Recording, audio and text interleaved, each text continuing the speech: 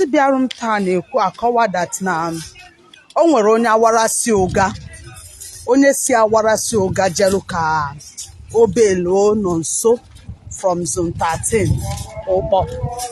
mana o jere ya bụ ije ruo ọ bụrụ na ejikọta ọda wee detain Nonso na a na-echekwanụ ka ọ bụrụ na ndị niile afa ha dị n'akwụkwọ na list asị ndị ụga ọta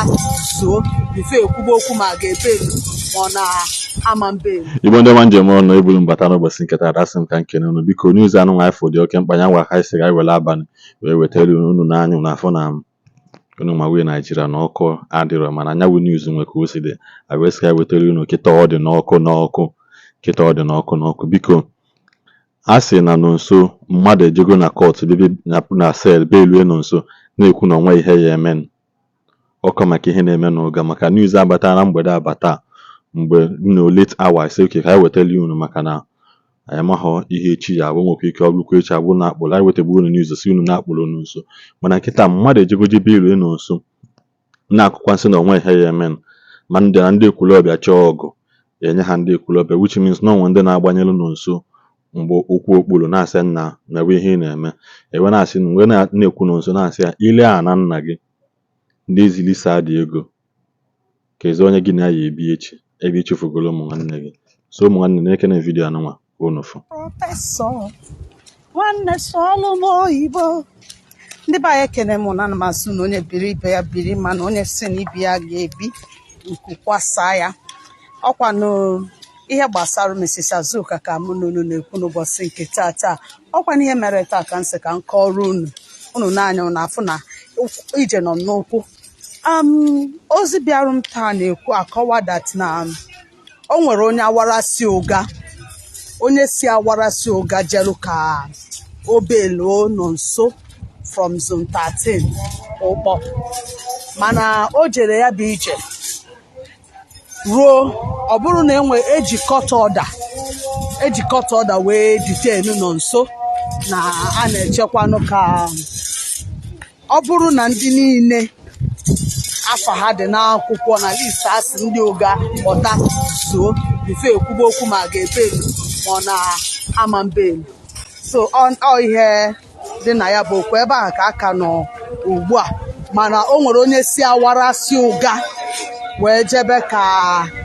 obeluo Nonso na zone 13 today mana o menwere ihe dị na ya so ya ka nsị ka m gwakwa unu maka m gwara unu na m ga na-agwa unu ihe niile na-eme gbasara kesi Nonso na mmịa ime ihe merụ na kesi Nonso bụ na Nonso si na mmịa gburu nwanne ya nwaanyị anasị jide mmịa ka e were okwute wee tụgbuo ya maka na ọ bụ ajọ nwaanyị mana mgbe nwaanyị kwuchasịrị okwu nke ya I find ya out na ọ dịkwa ka ọ bụrụ ihe Nonso kwuru bụ ihe merụ mana we are following this thing squarely and we're going to tell you how it's going mana ana m ajụkwa na uche nke m na enwebere ihe emerụ gbasara ihe a gwara ndị ụga ji eme dịka na ndị a o nwere list enyeru ndị ụga si jeenu kpọtara anyị ndị dị otu a bụ onwebere ndị akpọtara na ime fancha then somebody esikwa na the same obodo jewe ibelu the prime suspect organizing everything wee chụpụ mmịa and onye a asịbero ka o jee marụgodo ebe this woman a na-ekwu okwu ya nọ that means na o nwere ndị na-agbanyeru Nonso aja na okwu ya ka nna yọkwa ndị ụga ka ha gbaa mbọ wepụ aka enwe n'ofe tupu ọ ghọọ aka mmadụ ọkwa ka ọ dị mma ka a na-eme ka mmadụ ghara itinyere obodo ọgba aghara ọkwa ka a na-asị na a na-agwọ nsi odo anya ada etinye ịgbaka bụ ose maka ndị amara ife bụ ịgbaka a na-agwọ nsi odo anya ada etinye ya ịgbaka so ọ bụrụ ori na mmadụ ga-esi ụga kunye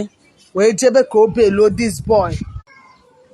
sorry I don't know what's wrong with the phone without ịjụ kedu ebe onye mere ihe nọ ya bụ na onwe ka o si dị ya bụ na nsogbu dị so nke a bụ nke merụ taa ya ka nsị ka m wetakwala ya unu anyị na-ejekwa ka ọ bụ na ka o si na dị anyị ya na-agwa unu mana onye ọbụla na-atụ ụjọ ka ekwuo nke o mere aka m akpa afa mana ka anyị were ya na-amaghị ama mana onye ọbụla pụtara na ya bụ okwu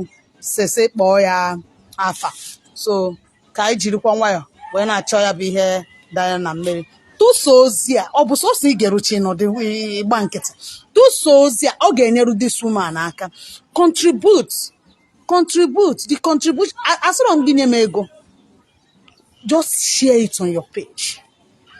tell somebody to tell somebody about efficient goods. So ndị be anyị ekenekwa m unu biko anụ unu echenacha vidiyo biko unu echekwa n'aka gbasara anyị ozi a kọmentị ya na propose kọmentị ya na this post like kwana na drop all your comment biko gbee notification nke na-enweta notification mgbe ọbụla anyị tiri vidiyo fọ Igbo ndị ọma njem ọnụ ka ọ dị na mgbe ọzọ anyị enweghị ọkụ na aka isi ka wetara unu ya ka ọ dị na mgbe ọzọ